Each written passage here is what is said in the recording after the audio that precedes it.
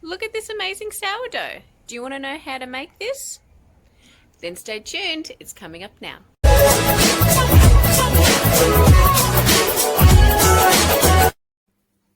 Good morning, guys. It is 12 o'clock in the morning / night, whatever you want to call it. And I am up doing this video for use and also to make some delicious rustic sourdough for my son Jordan.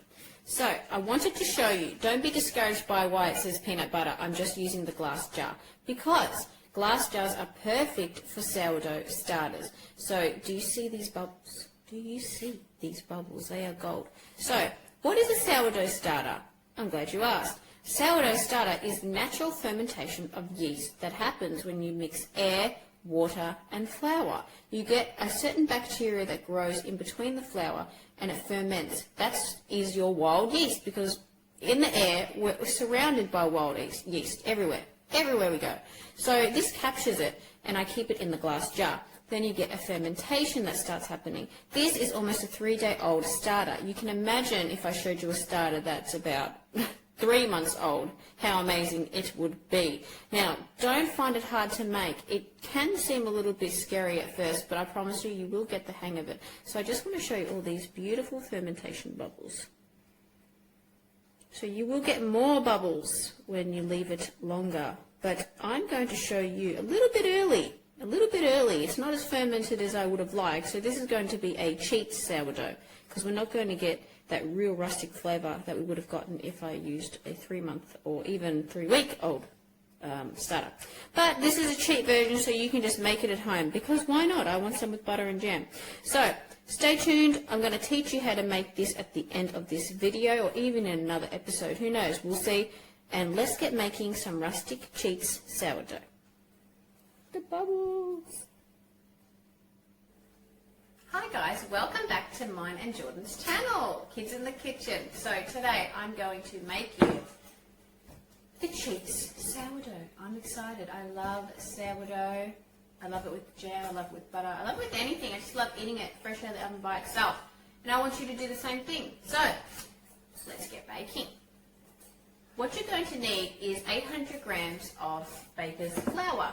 I use, as you know, the brand Loki. It's heavy.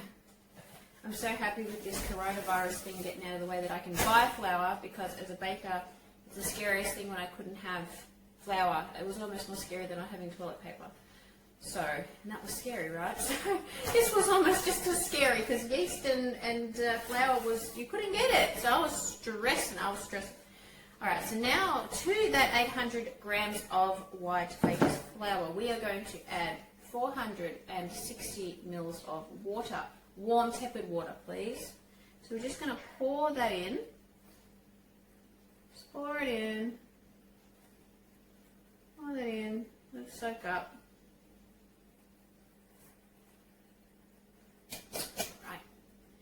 Now we're going to add, as I said at the intro start of this video, the starter.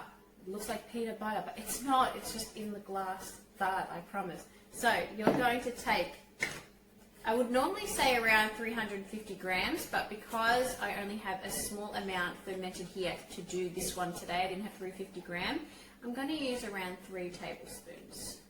Because this is going to be your cheats sourdough today.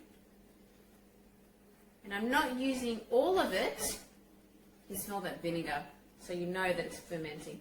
And I'm not going to add all of it. I want to leave some in there because the longer and the older you leave some of that fermented starter in there, all I do at the end is just throw 200 grams of flour and 200 grams of water, stir it, put the lid on, leave it in a warm, dark room.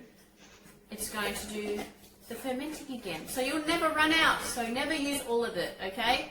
So for the normal baker who bakes every day like me, you can leave it out in a warm place. I leave mine under the cupboard in the dark place. If you're baking once a week or maybe once every 2 weeks, just leave it in the fridge. It'll still ferment, but it'll just be a slower fermentation. And it is alive. It's an alive organism, okay? So you need to feed it. What does that mean, feeding it? Well, that means you have to put, whenever you use it, you've got to feed it again, as I said. Flour and water. Stir it, put it back. you got to feed it. Otherwise, the cultures will die and it will mold and we won't have starter anymore. And we need this. You can just do a sourdough with a yeast, like a yeast granule that you would buy from like Coles or whatever. But to get that real basic bread making, which we want to get back to, everyone now wants to get back to that bread making from the old days and things, which is what you want, right? Bread, old days, amazing. You get that from starters, not from the yeast granules. So yes, starter. But if you can't, you can still use the yeast granules. Don't be too discouraged. We're learning, right? So anyway, so we finished with the starter. Now I'm going to add, because this is a cheap sourdough, and I didn't put too much starter in it, so it's not going to rise wholeheartedly with this starter. If I used 350 of my normal starter, it would have. But for you guys, we're doing a cheap version. So what I'm going to do is, buy the same brand, yes, Lukey, they should sponsor me, I use all their stuff. I'm going to use the bread improver. So this is just going to give a good rise, and it's going to be like an extra yeast without being a full yeast. But yeah, so we're going to add 2 teaspoons of that as well. So you don't have to, but it's just that you're going to get a really nice rise this way. And as I said before with my starter, I keep talking about starters to you, but I'm telling you, they're the most important thing ever, and they're actually addictive. Once you learn how to make it, you just want to make it all the time, and it's so fun in the morning to like check on it. It's like a succulent plant. If you love watering your plants, you're gonna love a starter, I'm telling you now. But it is a lot of work, it is. But no, they are really, really a lot of work, but worth it, especially if you bake all the time. You're just gonna taste that difference in your sourdough and your stone bread whenever you make it with a starter. So now we're going to add some salt. Normally I would tell you fresh sea salt on top of normal yeast, like the granule one you buy from the store, would kill it off and then you wouldn't get a nice rise. But because we're using the yeasted fermented starter, just put it around it, not exactly on top of it, and it won't really kill it off. And I also like to use good quality sea salt, or you can use pink Himalayan salt. I don't go for iodine salt because that just kills your bread.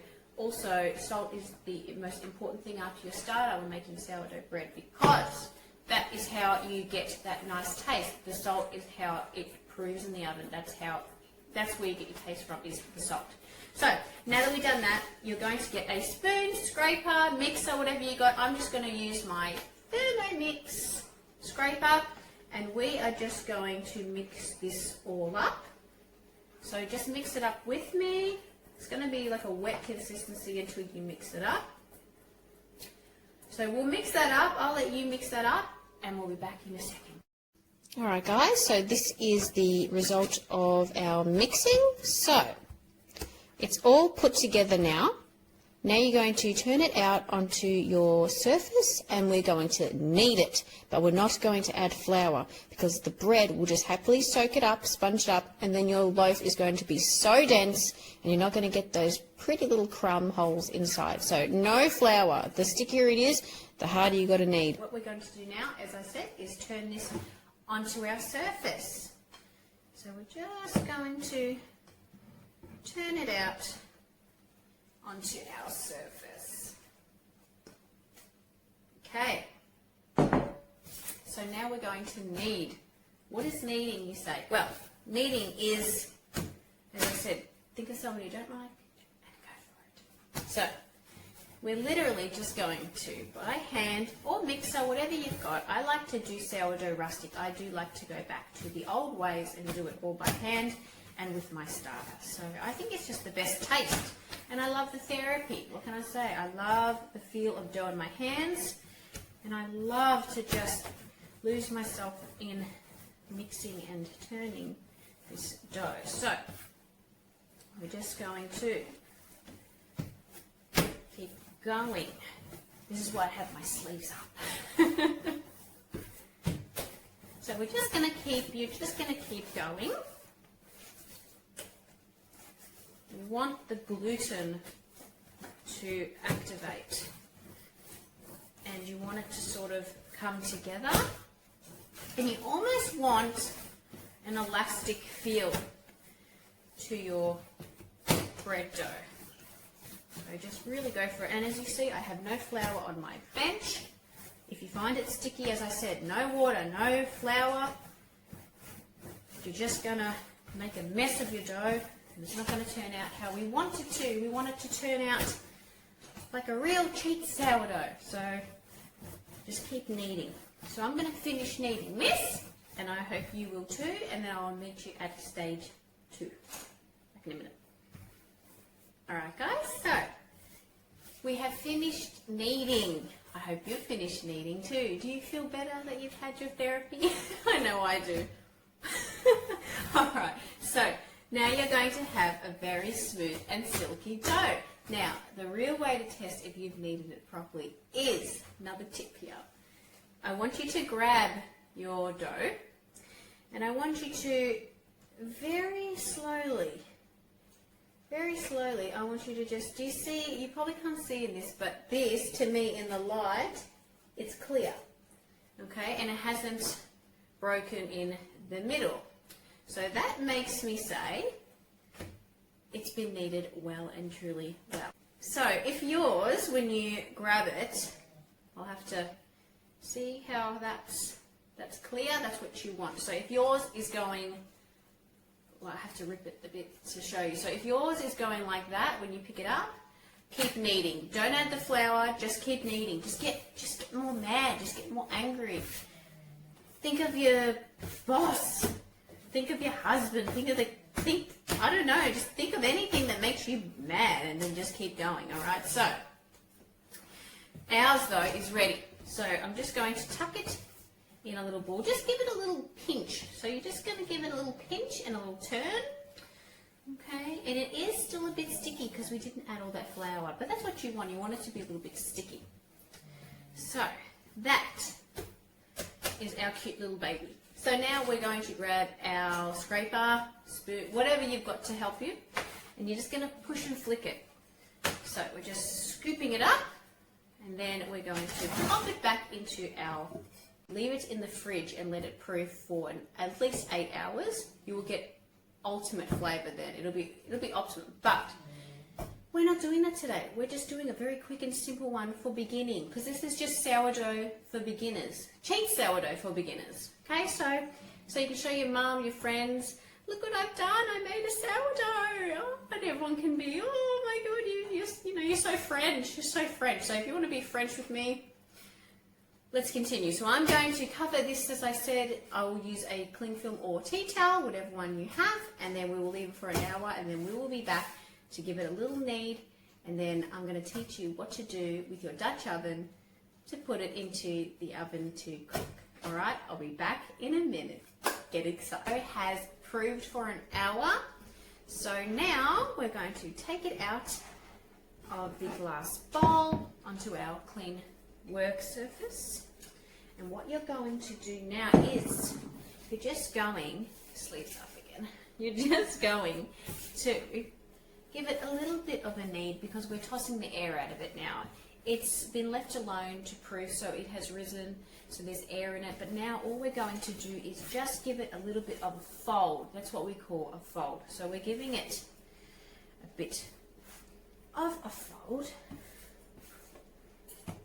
Normally you would do a second proofing if you wanted your bread to be absolutely epically masterpiece, and you would just do this simple fold, and then you would put it back, tuck it up like this, and you would put it back in your proofing bowl and let it proof for another probably 2 hours, an hour or 2 hours if you really wanted to.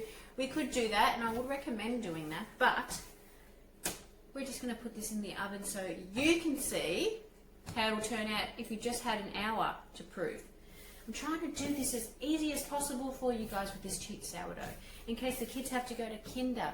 If you're like me and you're getting a little bit tired now because you're up, just making sure your little ones and your husband have fresh bread for the morning. So that's it there. So now all you're going to do is, we want some tension in the dough. So what we're going to do is, you're just going to roll it to yourself. So we're just going to put our hands together, and we're going to push it down on the bench, and we're just going to bring that dough to us and then refold it. So what you're doing is you're creating tension, which is what you want in your dough. So we're just giving it some tension. and it creates a harder skin on the surface, which is going to be really good for our crust. So we're just going to do that. I hope you're doing this with me. So give it some tension, come on. And now we have a perfect dough ball. I mean, look at that, look at that. All right, so now what we're going to do is we're going to put a little bit of oil in our hands, just a little bit, and all I'm going to do is rub it between my fingers, and I'm just going to rub it just gently on our dough. Not too much. I'm not looking to cover and soak this in oil, this dough. We don't want to cover it and soak it. Just a little bit for a bit of colour. So, because the water and steam, I will tell you the secret, a baker's secret, steam is what happens with sourdough. Steam is your best friend with sourdough. That's what makes that beautiful dark crust. It's water and steam. I know, but that's how you do it. So I'm going to grab the Dutch oven that has been heating up at 180 to 200 for about 2 hours, because the secret is a hot Dutch oven. That is how we're going to create that beautiful vent steam pot that's going to rise our dough quickly and give us a beautiful crust. So I'm just going to grab it out of the oven now, and then we will pop it in and then pop it in the oven. So I'll just give me a minute and I'll pop it out of the oven and I'll show you. Give me a sec. Guys, so we've got our hot Dutch oven here. So I must tell you that, just give that a wipe, make sure it is no crumbs. So this has been heating in the oven for about 2 hours now. That is the secret. You want a hot steam chamber for the dough because we want it to rise inside, right? So you need a hot Dutch oven with the lid, obviously. So we're going to cook this in its own steam chamber, which is what's going to give it that beautiful rise. So we're going to pop that in, just like that. Then what you're going to do is give it a baker's mark. They called it in the olden days a baker's mark. Really, a baker's mark is a symbol from the bakeries to let you know in certain areas that was where your bread was from, the local baker. And it's also to bread. If you don't have a baker's mark, what's going to happen is it's a thing called scoring. If you don't score, your bread is going to have nowhere for the heat and steam to come out of, so it's going to be uneven in all these types of places, and it's not going to have that beautiful cut and beautiful shape is what we want. So what you do is just give it a slice. So I used a knife, you can use a blade, whatever you've got, something sharp, and you're just going to make an incision. So it depends, if you can do a cross, you can, whatever you want, as long as you're cutting not all the way through, just deep enough that the bread is going to open up a bit. You'll see it because it will happen straight away. And then that is going to be how we're going to get the steam out. Now, the lid goes on. Now we're going to put this in the oven at 200. Yes, I want it in a hot oven. That's how I'm going to get the steam that I want. So I'm going to put that in the oven, and then we're also going to just spray. This is my secret. You're going to spray in a spray bottle water on the top, and then shut the Dutch oven lid.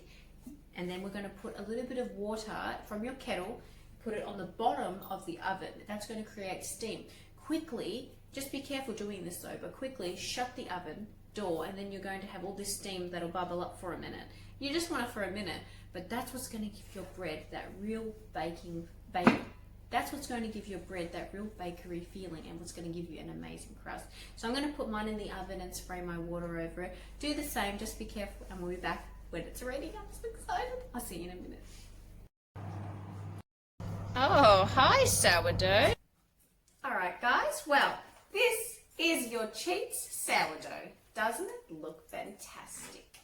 Look at that rusticness. So, I forgot to say earlier, when you put it in for 45 minutes in the oven on as hot as your oven can go, what you would need to do at about the 20-25 minute mark is you're going to take the lid off your Dutch oven and just have it sitting in there with the lid off. That's going to really give you that crispy crust, and it needs that to just finish cooking. And then you're going to take it out, put it on a wire rack to cool, and then we can start to cut into it. And I'm excited to cut into this, so I'm going to do a nice close-up so you can see us cut into it and hear that crackle when we cut it open. All right, guys, get ready.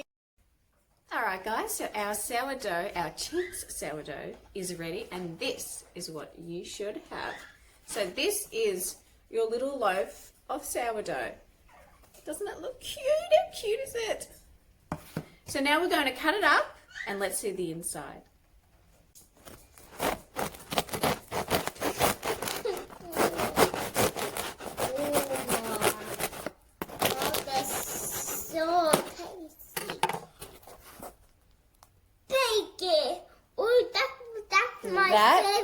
It's your favourite? And that is an opened crumb sourdough, guys. I taste one. Of course you can.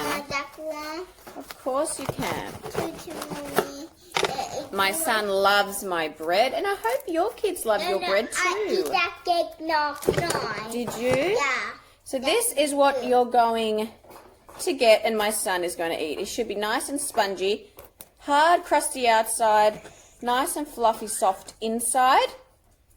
Here you are. Now this one's crunchy, so be careful. It's a crunchy loaf. So that is the sourdough there. All right, guys. Remember to like and subscribe. And if you want to know any more about us, remember to hear that notification bell and click that notification bell so you can get all our videos and our amazing bread making. So this is the opened crumb of your sourdough, your cheat sourdough.